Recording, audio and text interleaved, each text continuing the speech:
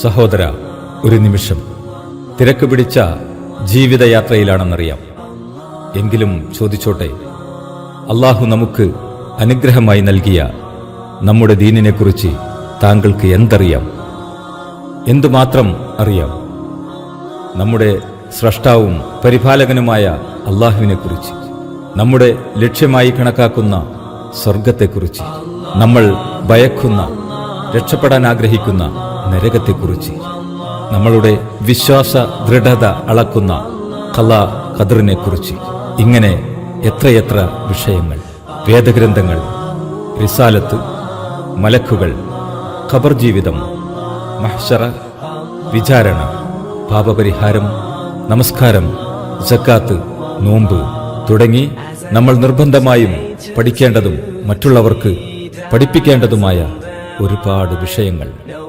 നാളെ നമ്മുടെ സമയത്തെയും ആരോഗ്യത്തെയും കുറിച്ച് നമ്മുടെ നാഥൻ നമ്മളെ ചോദ്യം ചെയ്യുമ്പോൾ നമ്മൾക്ക് എന്ത് മറുപടിയാണ് പറയാനുള്ളത്?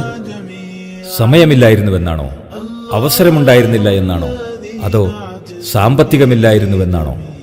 എന്നാൽ ഭൗതിക വിദ്യാഭ്യാസത്തിന് വേണ്ടി നമ്മൾ സമയവും സമ്പത്തും ചിലവാക്കി, അവസരങ്ങൾ കണ്ടെത്തി, ഭൗതിക നേട്ടങ്ങൾ ലക്ഷ്യമാക്കി ഓടിയ നമ്മൾ ദീനി പഠനത്തെ മാറ്റിവെച്ചു.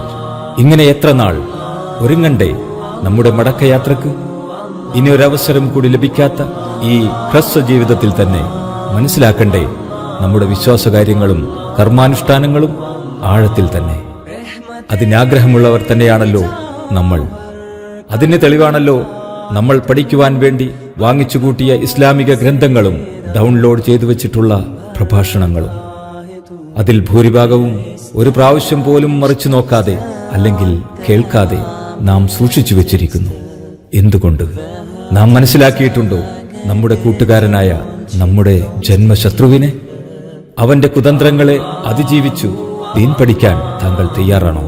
എങ്കിൽ ഇതാ ഒരു സുവർണാവസരം.